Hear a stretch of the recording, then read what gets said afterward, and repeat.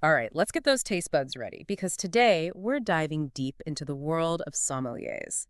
We're going way beyond just knowing our reds from our whites, though. What's fascinating about this, I think, is how much depth there really is to it.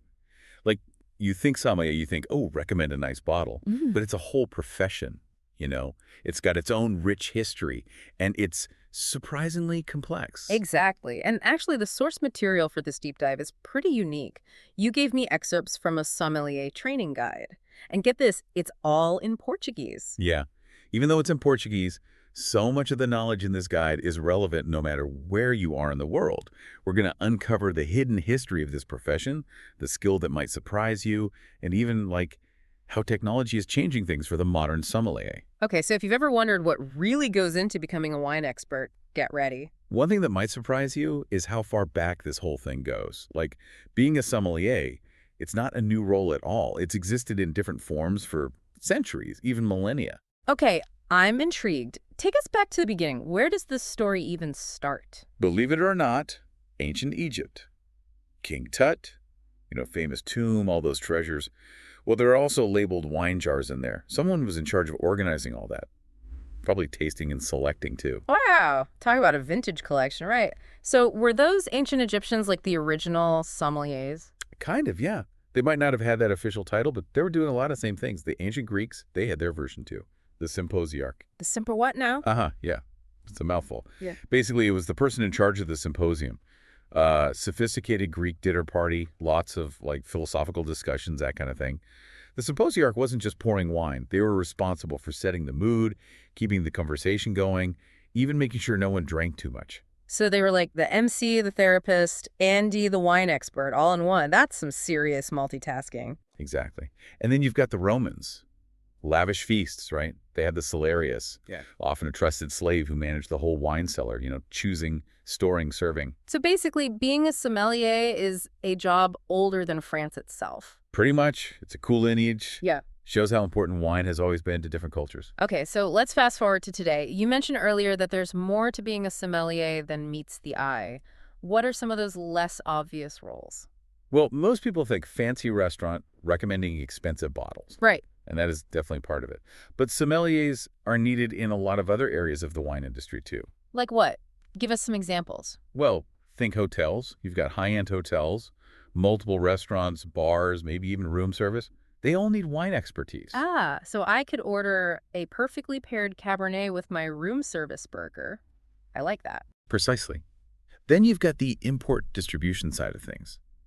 Sommeliers play a big role in deciding what wines even make it to the market. Their refined palates, Hmm. and their knowledge of what people like to drink helps them pick bottles from all over the world. It's like they're scouts for the wine industry almost. That's a great way to put it. They're always attending tastings, visiting vineyards, trying to find those hidden gems. And then, of course, you've got those sommeliers working as independent consultants. Oh, right, right. So they might help restaurants create their wine lists, advise private collectors, lead those wine tasting workshops, things like that. Exactly. And it all comes back to that passion for wine and wanting to share it with others. Okay, that brings up a good point. What would you say are those essential qualities that make a truly great sommelier? Well, it's a bunch of things. Obviously, technical knowledge is key, Hmm. right? They need to know the wine regions, the grape varietals, how the wine is made, Yeah. all those little nuances of taste and aroma. Right, got to be able to tell your Pinot from your Cabernet. But it's got to be more than just textbook knowledge, though, right? Absolutely. I'd say passion is just as important. A great sommelier, they're not just reciting facts, they actually loves wine. They get excited about it, and that's contagious. Think of your favorite teacher, that enthusiasm. That's key for a good sommelier, too. I totally agree. Enthusiasm makes you want to learn more. But what about that stereotype, The sommelier being a little pretentious. Yeah, that exists for sure. But a truly great sommelier also has humility. They realize taste is subjective. Their role is to guide, not dictate. They listen to what their client wants and try to offer suggestions that match those tastes, not just their own preferences. So it's more like working together, finding that perfect bottle. Exactly. Adaptability is huge, too. A sommelier might work in a Michelin-starred restaurant one day and then advise a casual wine bar the next. You got to be a chameleon.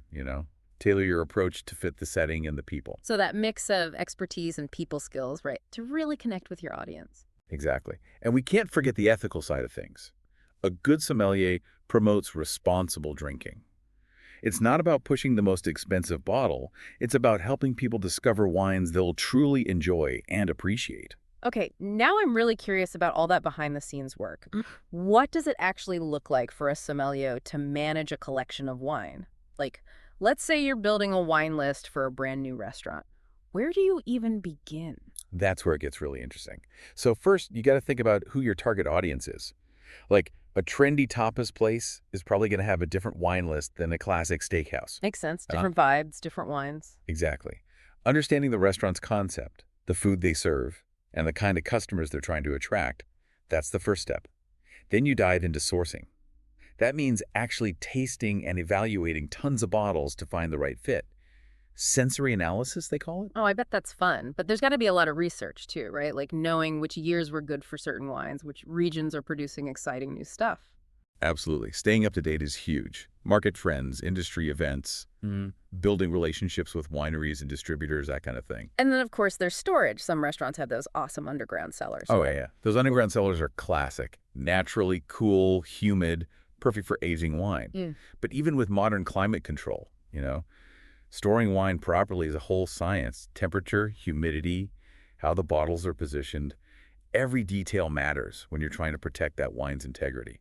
I bet even vibrations matter, right? Like if the cellar is near a busy street or construction. You got it. All those subtle vibrations can mess with the aging process. It's a delicate balance.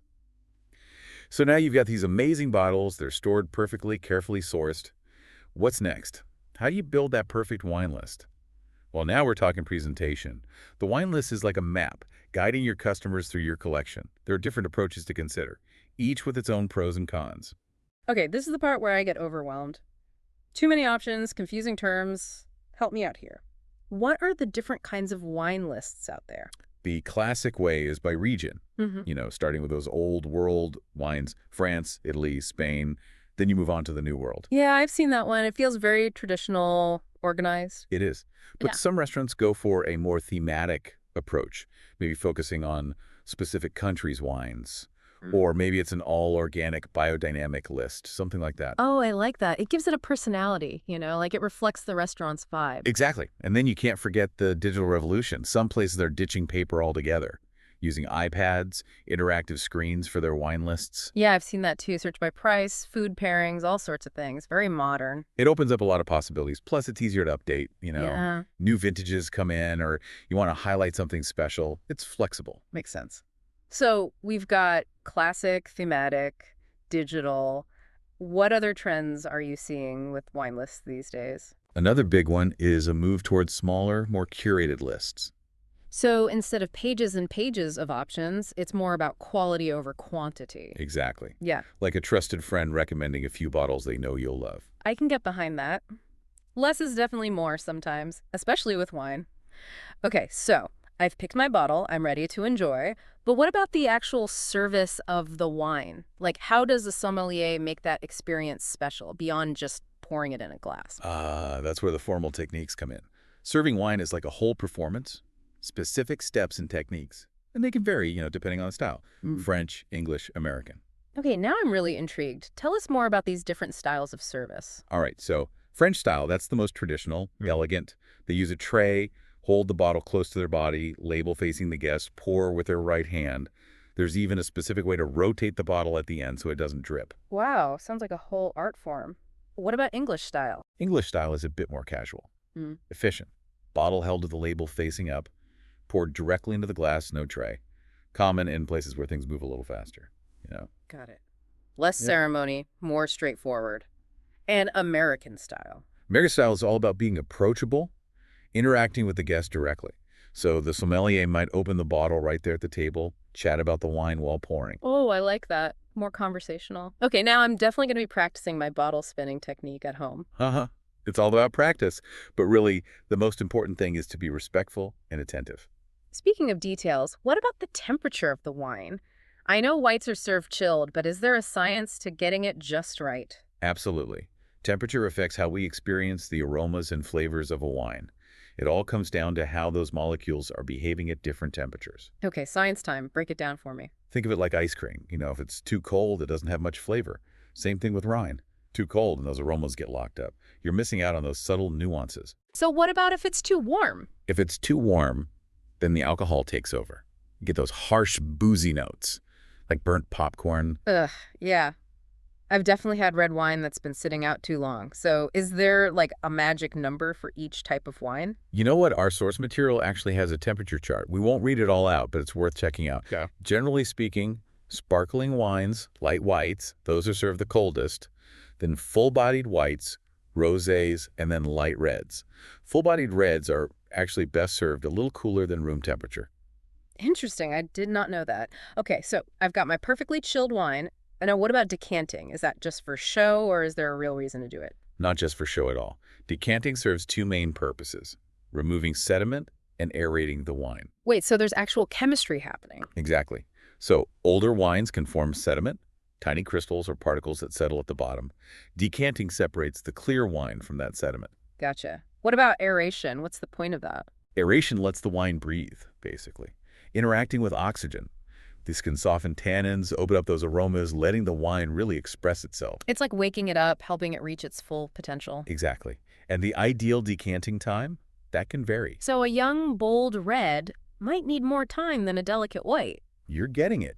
A young Cabernet Sauvignon, maybe an hour or two in the decanter. But a Pinot Grigio, just a few minutes. Maybe no decanting at all. This is so fascinating. Yeah. Okay, last scenario. I open a bottle, but I don't finish it. Best ways to keep that leftover wine fresh for another day. Ah, yes, the eternal question. Everyone knows white wine goes in the fridge, but what about red? Yeah, does red wine go bad if you chill it? Nope. Actually, chilling open red wine can help preserve it. Lowering the temperature slows down oxidation, which is what makes wine go bad. So you hold on to those delicious flavors longer. Wait, seriously? So all those fancy wine fridges, they're not just for show? Maybe I need to invest in one. They definitely serve a purpose. But if you don't have a wine fridge, there are some classic techniques to preserve open bottles. Like what? Vacuum pumps are popular. They suck the air out of the bottle, creating a partial vacuum that slows down oxidation. Less air, less contact with oxygen. Wine stays fresher longer. Makes sense. What else? You can also use inert gas. There are special sprays that inject a layer of inert gas, like argon, into the bottle. It's heavier than air, so it sits on top of the wine and keeps the oxygen out. Clever. It's like giving the wine its own little atmosphere. Are there any other high-tech gadgets I should know about? Oh, there are vacuum seal stoppers now. It's like a pump and a stopper all in one. Oh, that's convenient. One-step solution. Yep. And then there are even dosage-controlled gas sprays, so you can measure exactly how much gas you're adding. Wow, they've thought of everything. Okay, let's say someone listening to this is thinking, I want to be a sommelier. What advice would you give them about building a career in this field? First things first, follow your passion. Read all about wine, go to tastings, visit wineries, talk to winemakers. The more you immerse yourself in the world of wine, the more you learn and the better your palate gets. So it's not just about formal training, it's about that genuine interest. But what about those formal training programs, those certifications? Are those important? Oh, for sure. There are great programs out there that can give you a strong foundation. The Court of Master Sommelier, for example, is known for being really rigorous. And the Wine and Spirit Education Trust, they offer a wide range of courses, from beginner all the way to advanced. And are those just for people who want to become sommeliers, or can anyone join? A lot of them are open to anyone who wants to learn more about wine. Doesn't matter if you're going pro or just want to be a more informed drinker. That's cool. Okay, so someone completes their training, they get certified. What are some of the career paths they could consider? Well, beyond that traditional restaurant scene, there are a lot of interesting options. You could become a consultant, helping businesses choose their wine selections. Or an educator, teaching through courses, workshops, even writing. So you don't have to work in a fancy restaurant to have that sommelier level knowledge? Not at all. There's a growing demand for wine expertise all over the place. That's awesome. I bet sommelier associations help connect people with those opportunities, right? Absolutely. Job boards, networking events, even mentorship programs are a great resource. This is all really helpful. Okay, before we wrap up part one of our deep dive, I want to talk about the future of wine itself. What are the trends shaping what people are drinking these days? Well, one big trend is the rise of natural, organic, and biodynamic wines. We touched on it a little earlier. Right, like the farm-to-table movement, but for wine. Exactly. It's about being mindful of what you're drinking, choosing wines that are made with minimal intervention, and a focus on sustainability. Okay, but those terms, natural, organic, biodynamic, they can be confusing. What's the difference? Yeah, there is some overlap, but Okay. they have specific meanings too. Organic wine, for example, has to meet certain regulations. Generally, it means no synthetic pesticides or herbicides were used in the vineyard. So like the USDA organic label on food? Exactly. It's about farming practices that promote healthy soil and biodiversity. Gotcha. What about biodynamic wines? That one always sounds kind of mystical. Haha, it does have that reputation. But biodynamic is a specific system of farming. It goes beyond just being organic. It treats the vineyard like a whole ecosystem, Mm.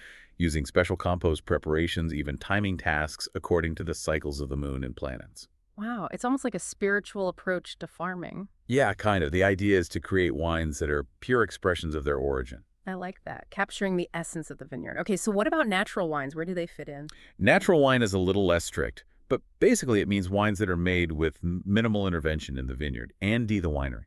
So organic or biodynamic grapes, and then what? What happens in the winery? They don't use commercial yeasts, added sugars, or anything to fine or filter the wine. They let the natural yeast do their thing, and they often use very little sulfur dioxide, if any.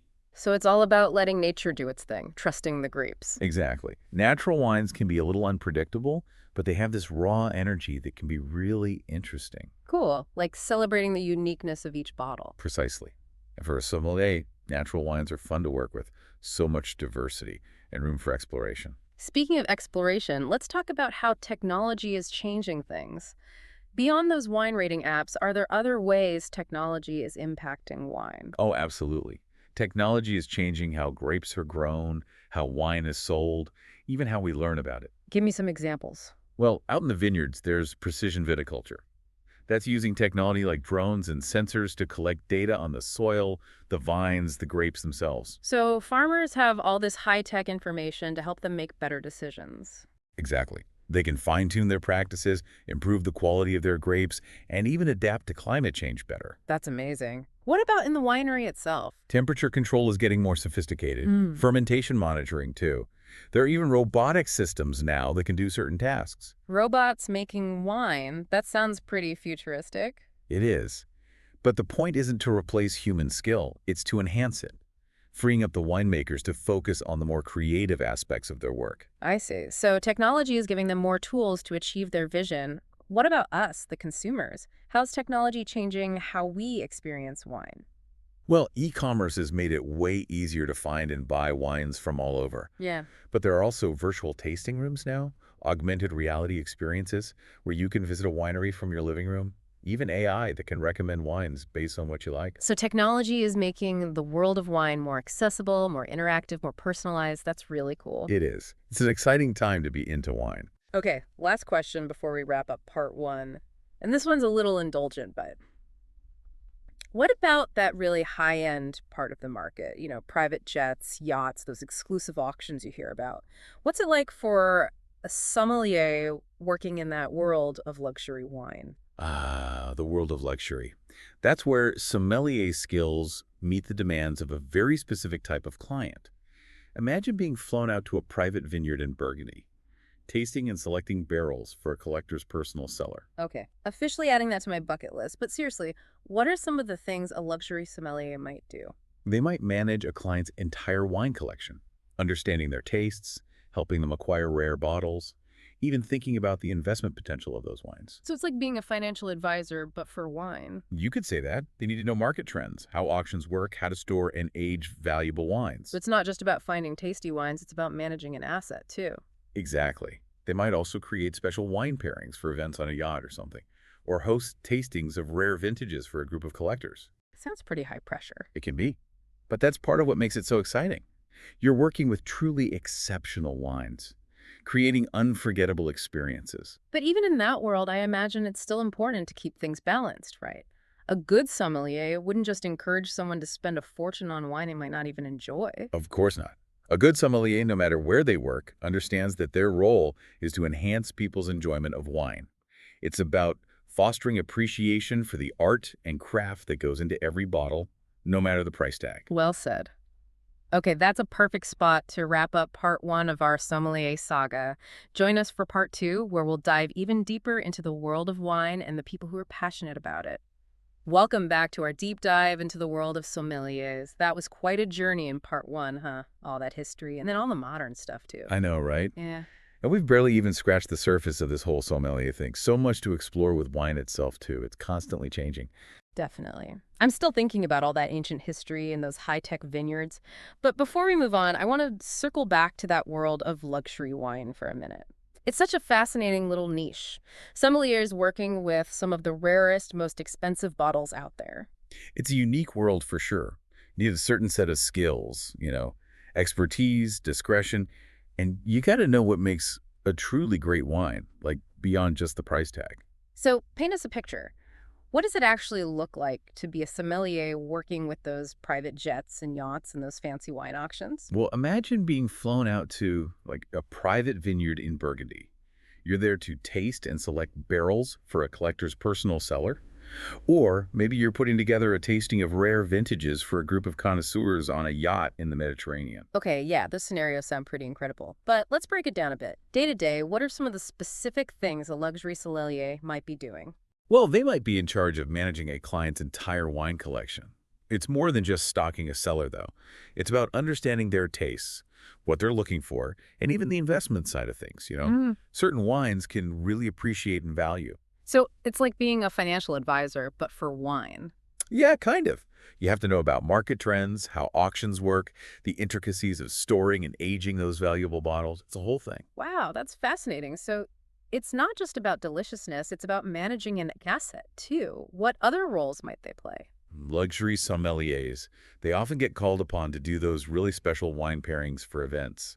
Think multi-course dinner on a private jet or a huge gala at some amazing estate.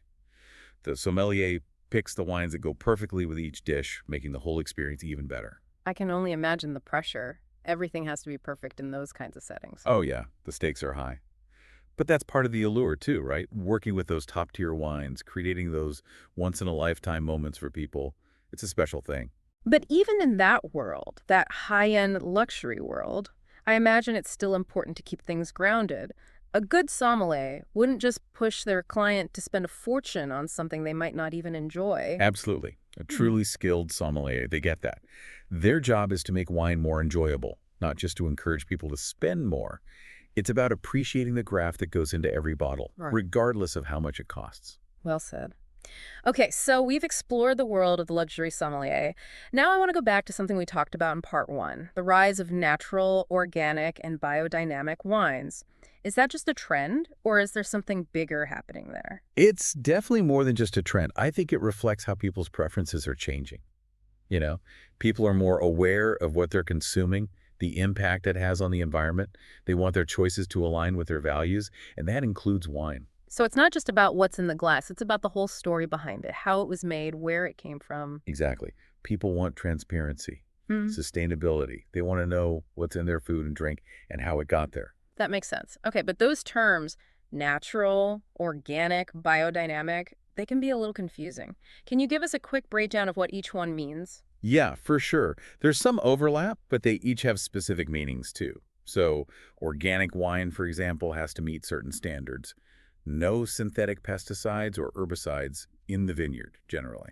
Oh, okay. So like similar to the USDA organic label you see on food at the store. Exactly. It's all about using farming practices that are good for the soil, encouraging biodiversity, and avoiding harmful chemicals. Got it. So what about biodynamic wines? That one always sounds a little, I don't know, mystical. It does, doesn't it? Uh-huh. Biodynamic farming, it's a whole approach, a philosophy, really. It sees the vineyard as a living ecosystem, everything connected. Interesting. So how does that translate into actual farming practices? Well, they use these special compost preparations made from herbs and things, and they time their vineyard activities based on the cycles of the moon and the planets. Wow. That's definitely a different way of thinking about farming. It is. But the goal is to create this balance, this harmony in the vineyard so the grapes can really express their full potential. Hmm. and reflect the place where they're grown. I can see why people are drawn to that. It's like connecting with nature on a deeper level. Okay, so what about natural wines? Where do they fit in with all this? Natural wine is a little bit looser of a term, Mm-hmm. but generally it means the wine was made with minimal intervention, both in the vineyard and in the winery. Okay, so we're talking organic or biodynamic grapes, and then what? What happens in the winery? Well, they don't use commercial yeasts, added sugars, or any of those fining and filtering agents. They let the natural yeasts on the grapes do their thing. And they usually use very little sulfur dioxide, if any. It's a preservative that a lot of winemakers use. So it's like the hands-off approach, letting the grapes speak for themselves. Pretty much. Natural wines, they can be a little unpredictable, but they often have this raw, unfiltered quality that some people really love. That's cool. It's like celebrating the individuality of each bottle, Exactly. And for a sommelier, it's fun to work with those natural wines. So much diversity and room to experiment. Speaking of experimentation, let's talk about technology again. I'm really fascinated by this.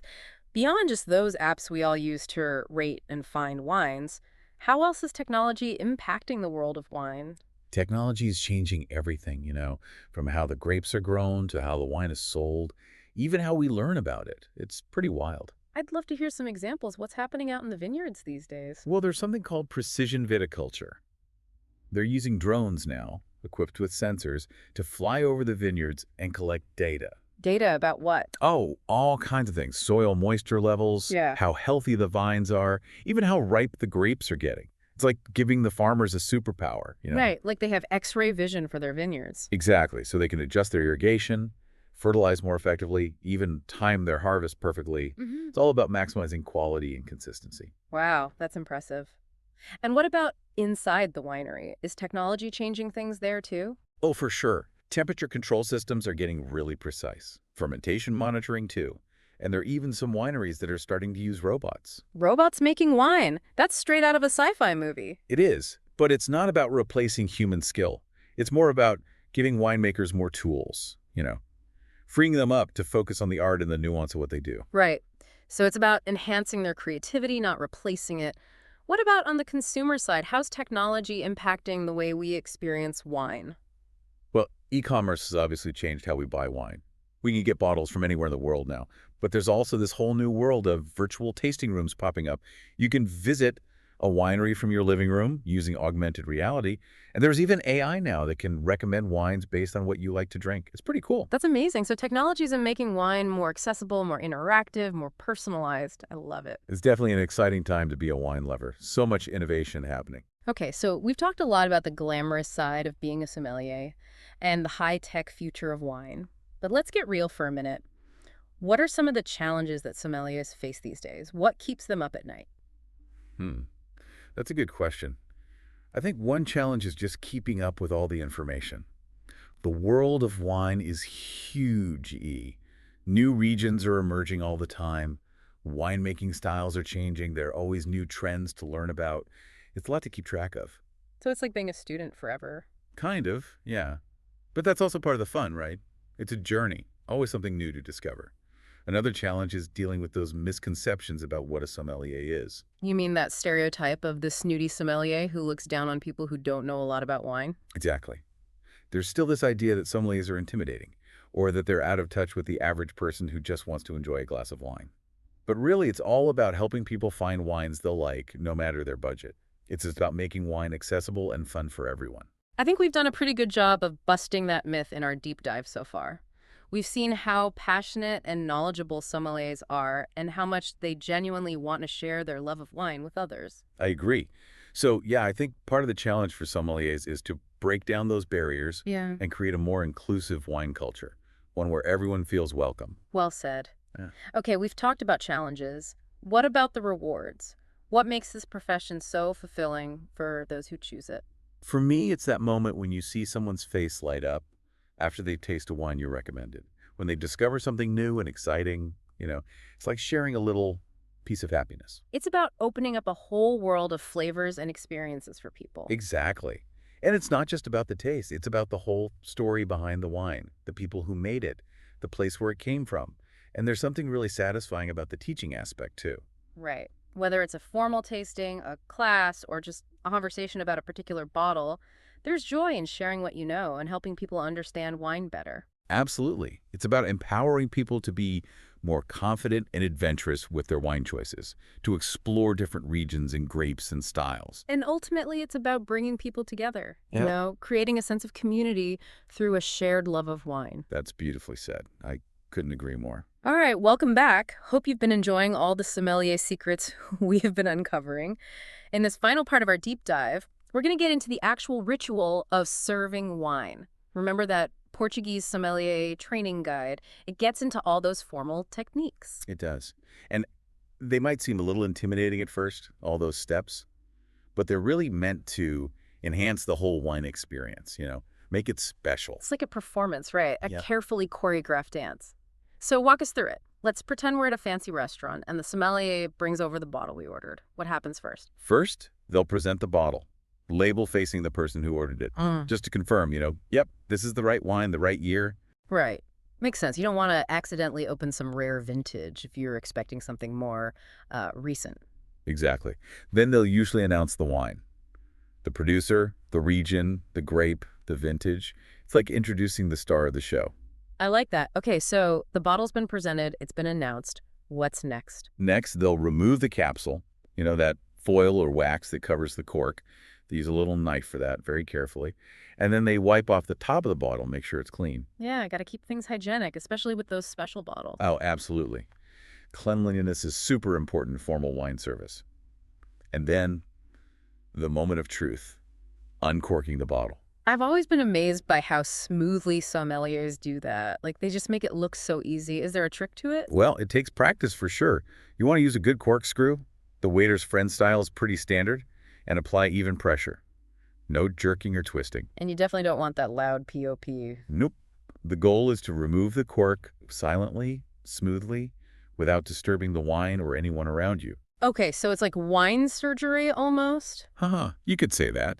Once the cork is out, they'll often take a look at it, see if there are any signs of damage or if it smells off.